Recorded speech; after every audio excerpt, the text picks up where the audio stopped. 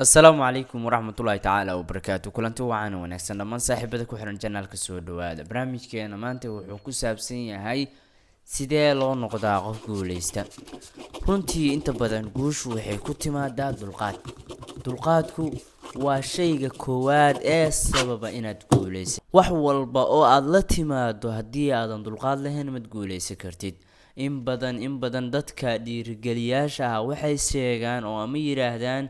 wax walba waa sameyn kartaa yeel samee balse hal mid ayaa meesha ku jirta midaasi oo ah dulqaad yeelo intaan muuqaalka u gudagelin fadlan nagu cusubtahay nagu soo biir haddaad hore noo joogtaan muuqaalka la wadaag saaxiibadaada qaybta hoose commentiga nagu reeb wixii fikraad heydid wax walba oo aad u baahan tahay waa inaad dulqaad horta u leedahay shay walba sameyntiisa waxaad ka horeeyda dulqaad ma u leedahay guushu waxay leedahay dulqaad aad iyo aad u badan dulqaadkaagu haddii uusan ku gaarsiinaynin heer ilaa xad wax walba aad u dulqaadan karto waxaad noqon doontaa qofka koowaad ee ku guul dareysta inta uusan shayga tilaabta koowaad u qaadin ardaygu ma guuleysto ilaa uu dadaalo ardaygu ma guuleysto maada kuma guuleysto uu diyaariyo si fiican u diyaariyo muddo ayuu diyaariyaa uu isbaraa wuxuu dulqaad u yeeshaa siduu u diyaarin lahaa dulqaadkeeda ayuu leeyahay diyaarinta shaygaas ninka ganacsadaha wuxuu dulqaad u leeyahay sidoo ula macaamil lahaa macaamiishiisa oo uu soo dhaweysan lahaa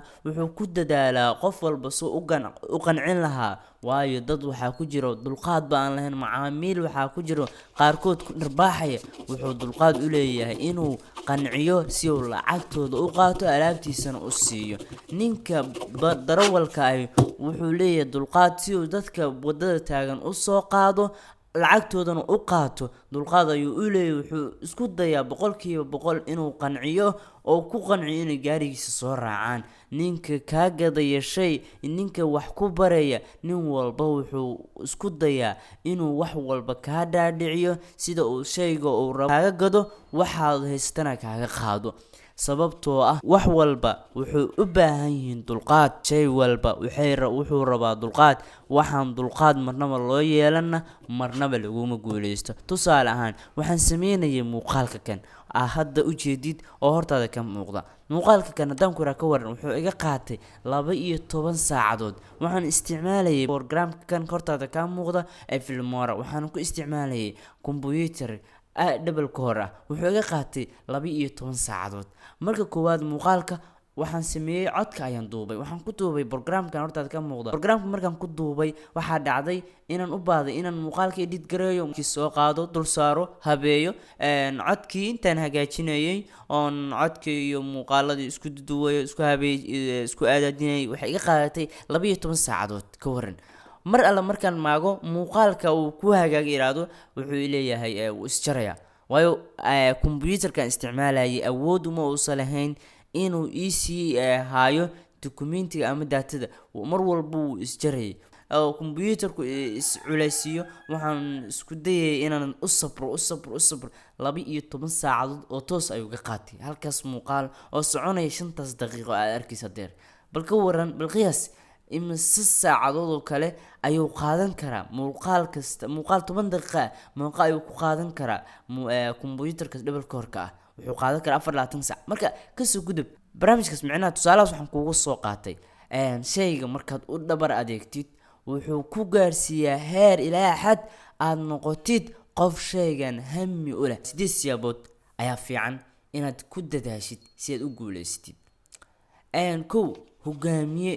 ama dhiirigeliye nafsadaada horta dhiirigeli oo hogaami oo ka dhig nafsad u diyaarsan inay wax hogaamiso dhiirigeli nafsadaada oo nafsadaada adigu maamul noqo qof dareen leh mid micnaha dareen leh shayga u hay hammi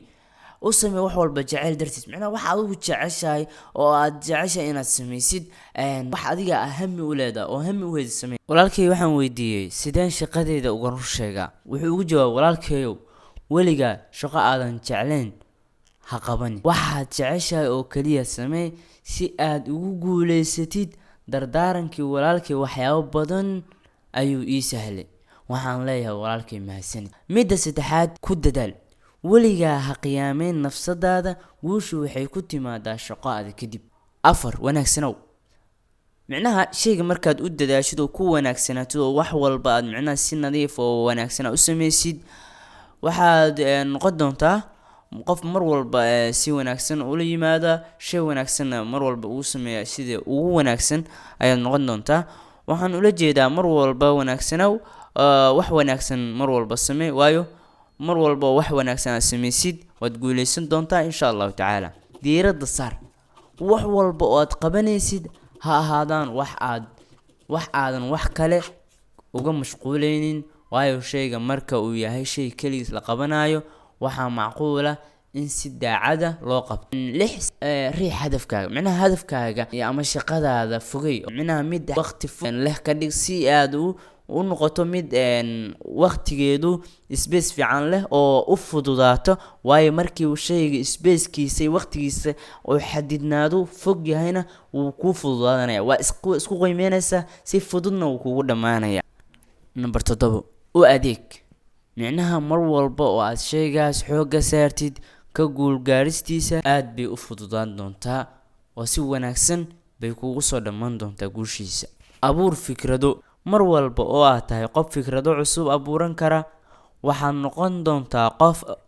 ay u fududahay in uu guuleysto. mar walba aad noqoto qof wax walba tijaabiya oo mar walba wax walba tijaabin kara, waxaa kuu fududaan doonta inaad heshid wadada aad ku guuleysan kartid oo aad uga maran dhalin kartid shayga aad rabtid. inta badan qaladaad badan ayaan galnaa, waxaana qaladaadkaas ka mid ah inaan mar walba ku soo celcelino shay mar walba dib u dhigaya guusheena.